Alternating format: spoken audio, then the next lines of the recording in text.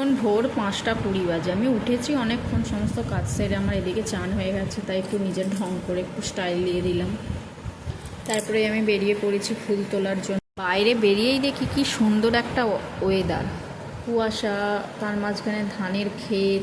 সেই মুহূর্তটাকে আমি একটু ক্যামেরায় বন্দি করে রাখলাম, তার সাথে নিজেকেও বন্দি করে রাখলাম ক্যামেরাতে। আমাদের গাছে কি সুন্দর ফুল হয়েছে। আমার ফুল তোলা শেষ হয়ে যাওয়ার পর আমি এখানে ভাতটা বসিয়ে দিয়েছি। এই যে বরমশাই হাতে একটা ফুলকপি এনে ধরিয়ে দিয়েছে, বলেছে রান্না করো, সেই জন্যে এখানে আমি ফুলকপিটা কেটে নিচ্ছি। পটলের খোসাটা ছাড়িয়ে পটলটা কেটে নেওয়ার পর আমি আলুটাও ছাড়িয়ে নিচ্ছি। বরমশাই মুড়ি খেয়ে কাজে যাবে বলে তরকারি হয়ে গেছে। তারপরে ফুলকপি আলুর তরকারিটা চাপিয়ে দিলাম।